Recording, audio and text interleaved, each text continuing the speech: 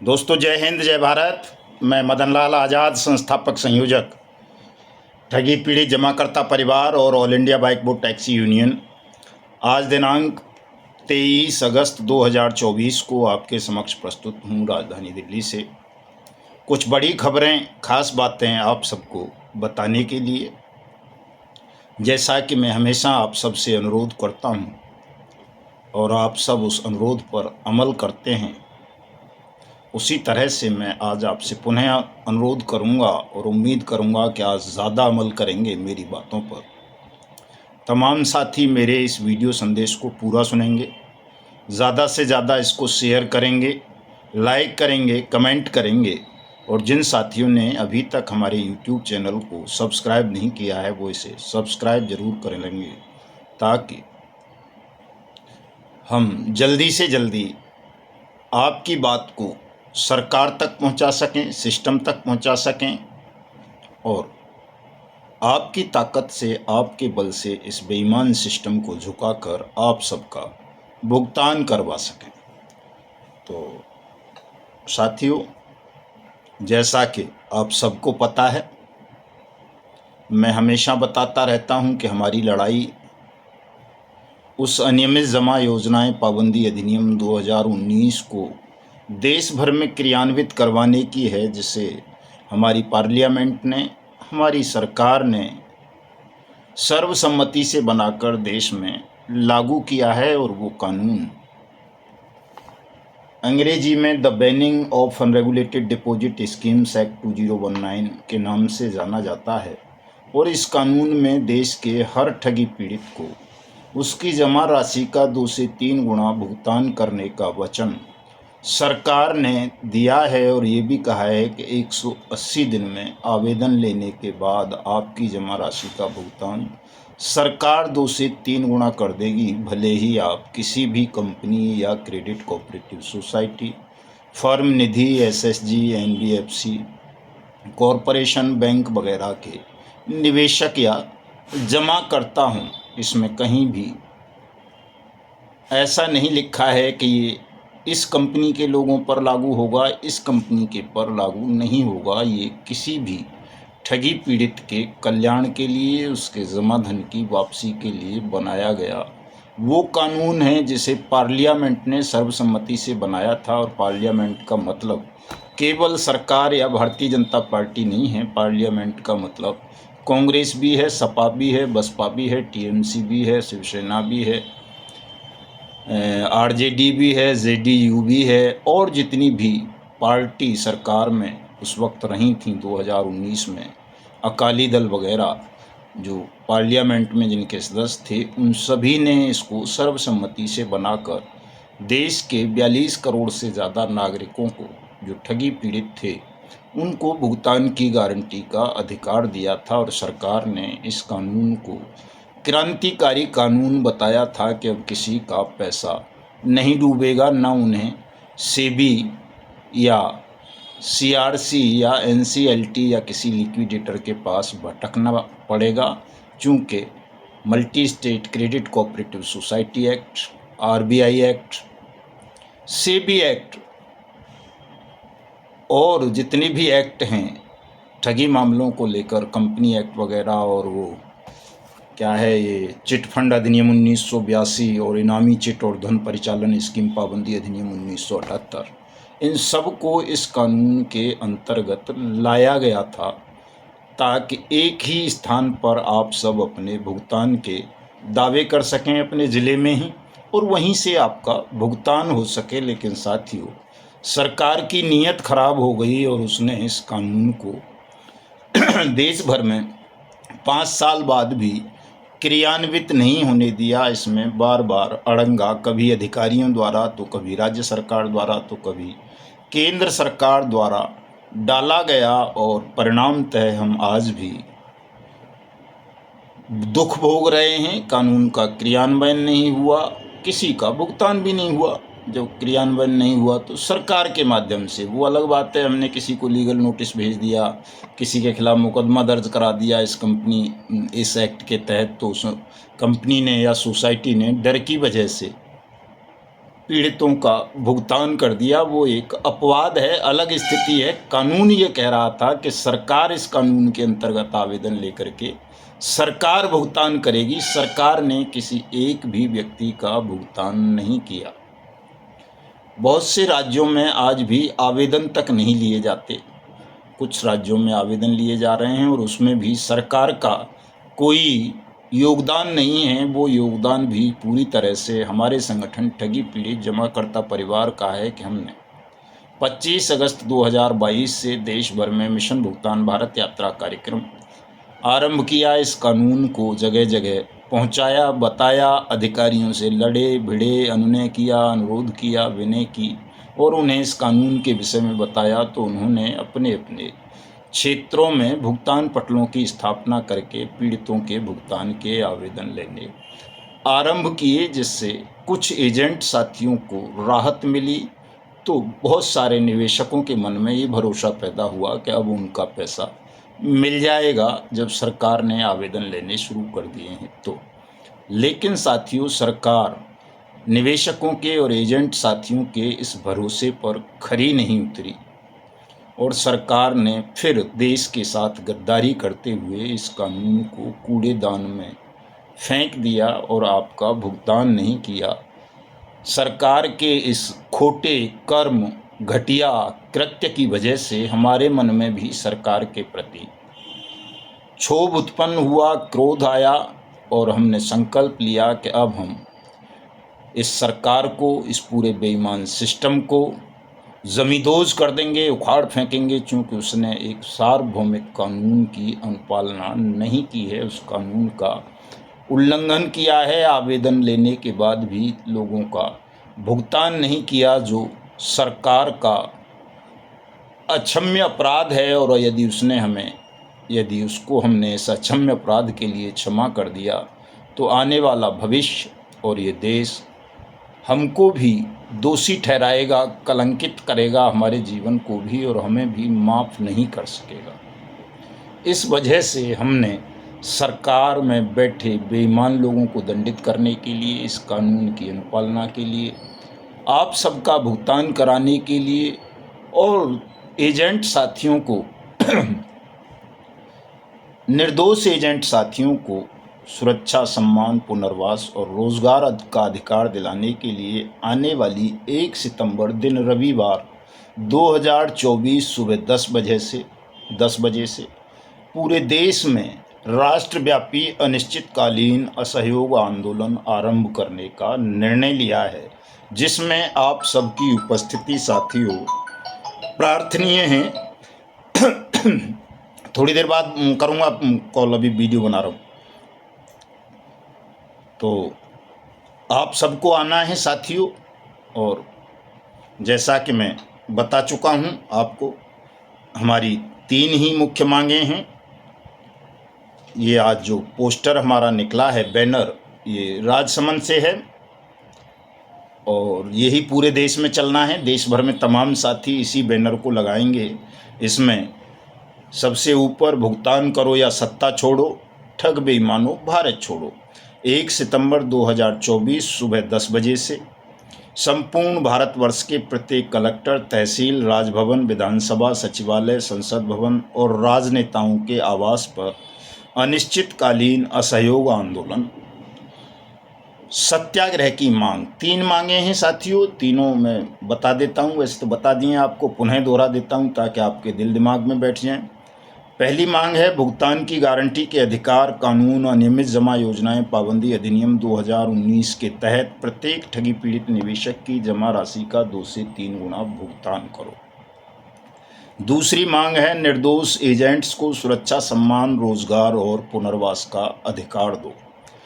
तीसरी मांग है भारतीय न्याय संहिता 2023 की धारा 111 के तहत प्रत्येक ठग और बेईमान को मृत्यु दंड देकर भारतवर्ष को ठग मुक्त एवं बेईमान रहित राष्ट्र राज्य के रूप में स्थापित करो। ये 3 मांगे हैं साथियों सरकार से, या तो वो इन तीनों को पूरा कर दे, नहीं तो फिर सत्ता त्याग दे और सत्ता के साथ साथ भारत भी छोड़ दें। ऐसे लोग जो ठग हैं या बेईमान हैं, भले ही वो सत्ता की किसी भी कुर्सी पर बैठे हों, संसद में बैठे हों, किसी विधानसभा में बैठे हों, हमारे देश की किसी संपत्ति उद्योग पर बैठे हों, उनको देश में रहने का अधिकार नहीं है। यदि वो इन 3 मांगों की पूर्ति नहीं करते हैं तो उनको दंडित कराने के लिए भले ही हमें कुछ भी करना पड़ेगा, कितने भी दिन आंदोलन चलाना पड़ेगा, हम चलाएंगे।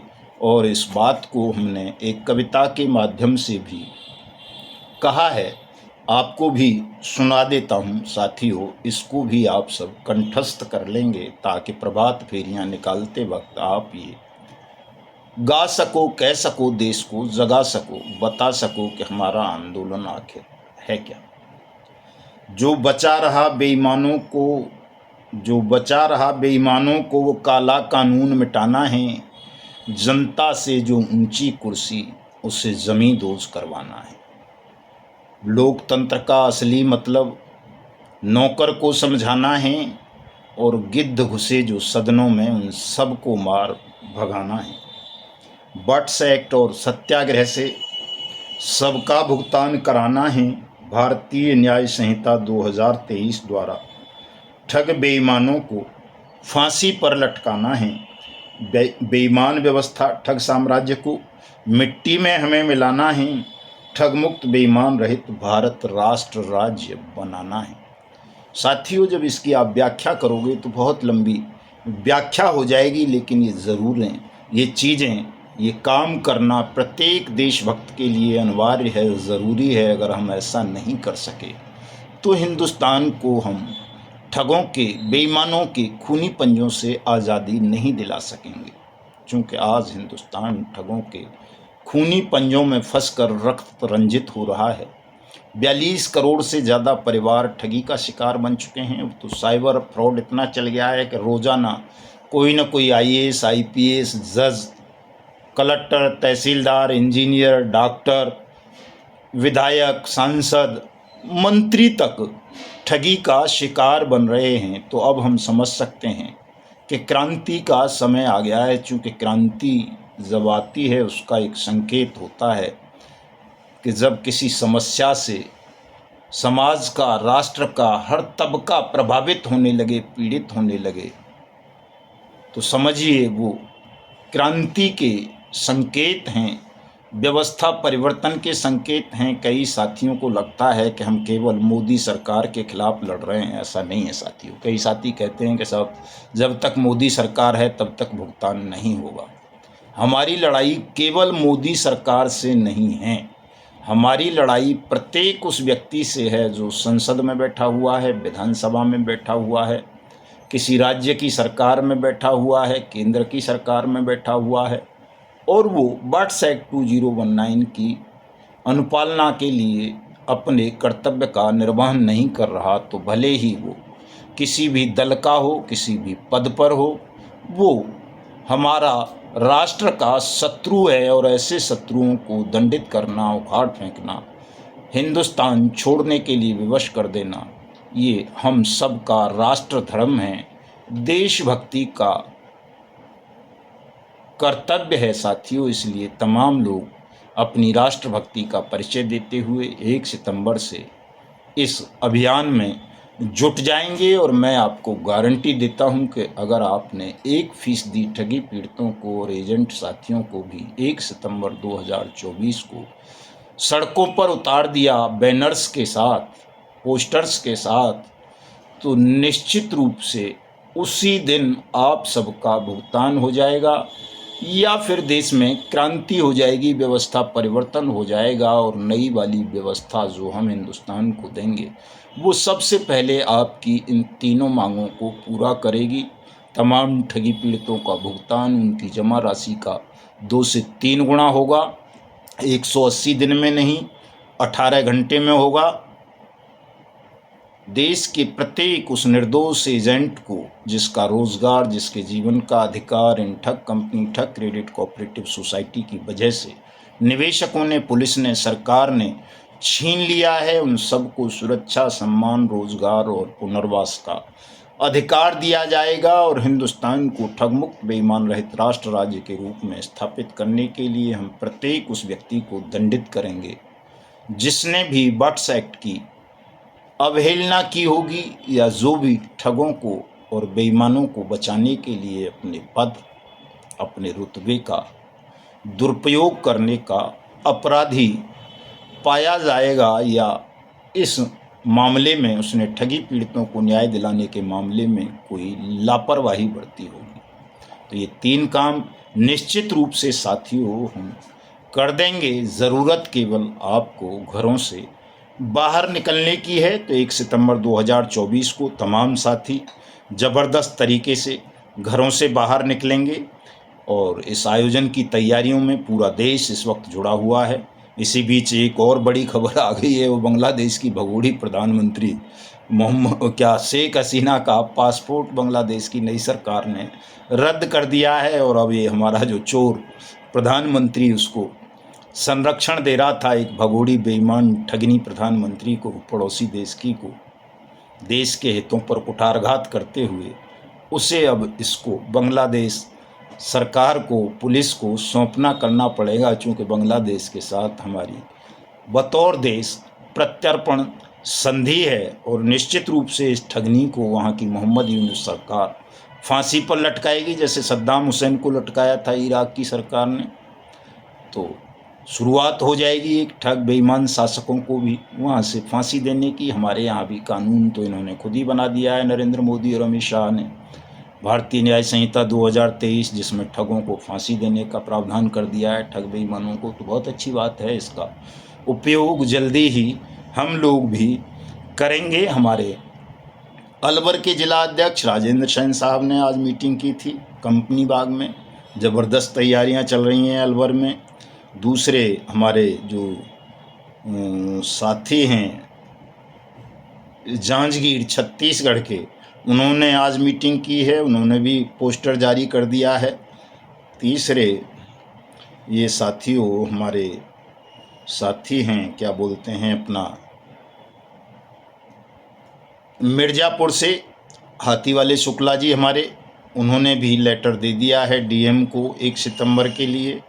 और हमारे अलीगढ़ के महान क्रांतिकारी साथियों ने, चौधरी मनबीर सिंह जी ने, नीशू जी ने और तमाम साथियों ने, शर्मा जी वगैरह ने, राजेश जी वगैरह ने, कुंवरपाल जी ने आज डीएम अलीगढ़ को लेटर दे दिया है 1 सितंबर के लिए।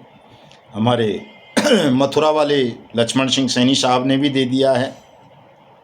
और एक हमारे साथी हैं, उनका मैं बहुत बहुत थैंक्स बोलना चाहूँगा, धन्यवाद व्यक्त करना चाहूँगा। चूँकि मैं कई बार कह चुका हूँ, तो 2-3 दिन से बोल भी नहीं रहा मैं, संकोचवश के क्या बोलना जब साथियों ने सुननी नहीं है उस बात को। तो हमारे बलराम उपाध्याय साहब हैं बस्ती उत्तर प्रदेश से, उन्होंने 1 सितंबर 2024 के असहयोग आंदोलन में हमारे घूमने फिरने के लिए, किराए भाड़े के लिए, चाय पानी के लिए और हमें शक्ति प्रदान करने के लिए 1100 रुपये की सहयोग राशि आज भेजी है। मैं उनका हृदय से आभार व्यक्त करता हूं कि कम से कम बलराम उपाध्याय साहब ने अपने फ़र्ज का निर्वहन किया और हमारी अपील पर उन्होंने संज्ञान लेते हुए हमें 1100 रुपये की आर्थिक सहायता भेजी। उसके लिए उनका कोटि कोटि वंदन, अभिनंदन, धन्यवाद, आभार। इसी के साथ मैं आप सबसे भी अनुरोध करूंगा कि बलराम उपाध्याय साहब किसी पद पर नहीं हैं,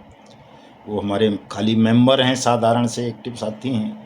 उन्होंने 1100 रुपये की राशि दी है। तो जो हमारे पदाधिकारी हैं, चाहे वो जिला स्तर के हों, राज्य स्तर के या केंद्रीय स्तर के, उन सबको कम से कम 5-5 हज़ार रुपये का धन त्याग अवश्य करना चाहिए इस कार्यक्रम को चलाने के लिए। चूँकि साथियों, बिना धन के भी आप कोई व्यवस्थित और बड़ा आंदोलन नहीं चला पाओगे।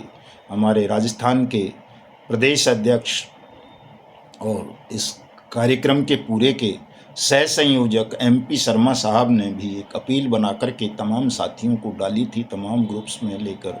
लगता है उसको आप लोग पढ़ते नहीं हैं या फिर पढ़कर उसको नज़रअंदाज कर देते हैं। तो इसको नज़रअंदाज ना करें, क्योंकि आज से केवल 6 ही दिन शेष रह गए हैं। बहुत सारी तैयारियां आपको भी करनी है, हमको भी करनी है।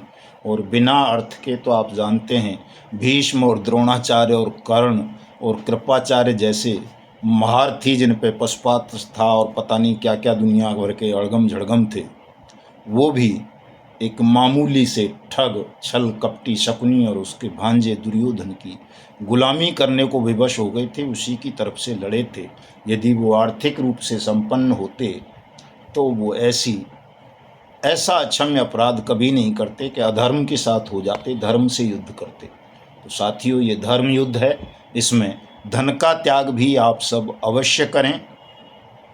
तन मन धन तीनों चीज़ों से सहयोग करें, और जो इन तीनों चीज़ों से भी नहीं कर सकते वो सोशल मीडिया पर अवश्य हमारी पोस्ट्स को वायरल करते रहें। ये साथियों बहुत ज़रूरी है ऐसा करना। मैं उम्मीद करता हूँ, चूँकि कभी भी मुझे देश ने, मेरे साथियों ने निराश नहीं किया है। हमेशा उन्होंने आंदोलन में आने वाले खर्चों में बढ़ चढ़ कर के अपनी भागीदारी, अपने कर्तव्य का निर्वहन किया है। तो उम्मीद करता हूँ कि आज से, अभी से आप अपने इस कर्तव्य का निर्वहन करेंगे। चूँकि कार्यक्रम तो कई लगा दिए हैं साथियों ने, हमने भी लगा दिए हैं। 1 सितंबर से हम फतेहपुर पहुंच जाएंगे 1 सितंबर को। उससे पहले 31 को दिल्ली में ही गांधी समाधि पर हम और दिल्ली के साथी और हमारे जीवित राष्ट्रपिता महात्मा गांधी, आदरणीय मास्टर प्रताप सिंह जी गांधी समाधि पर जाएंगे। 31 अगस्त को ही गांधी जी को प्रणाम करेंगे, फूल अर्पण करेंगे और यहीं से हम सीधे फतेहपुर निकल लेंगे। 1 सितंबर को फतेहपुर में रहेंगे, वहाँ रात्रि प्रवास भी करेंगे। 2 सितंबर को हम बांदा पहुँचेंगे, 3 को महोबा पहुँचेंगे, 4 को हमीरपुर, 5 को उरई जालौन और 6 को झांसी पहुँचेंगे। और उसके बाद एक दिन के लिए दिल्ली आएंगे और 10 तारीख को हम चंद्रपुर महाराष्ट्र पहुँच जाएंगे। 11 को गढ़चिरौली और साथ में और 2-4 जिलों का कार्यक्रम हम करने का प्रयास करेंगे। लेकिन साथियों, अभी तक किसी ने किराए के पैसे भी नहीं भेजे हैं, तो इस बात का विशेष ध्यान रखें कि हमारे पास कोई कारखाने नहीं चल रहे हैं।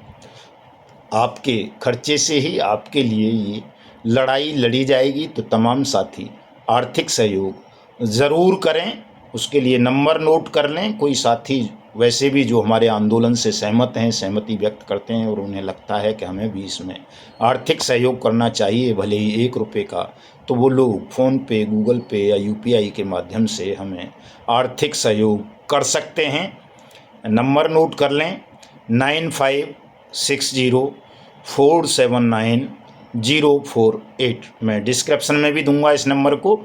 तो आप तमाम साथी जो भी हमसे सहमत हैं, सहानुभूति रखते हैं, चाहते हैं कि हम हिंदुस्तान को ठगमुक्त बेईमान रहित राष्ट्र राज्य के रूप में निर्मित करें, तो ऐसे तमाम साथी आर्थिक सहयोग अवश्य कर दें। मिलता हूं आज रात को 9 बजे फेसबुक पर लाइव होकर के लंबी चर्चा करूंगा। तमाम तरह के आपके कटु प्रश्नों का भी आज मैं जवाब दूंगा। जय हिंद, जय भारत।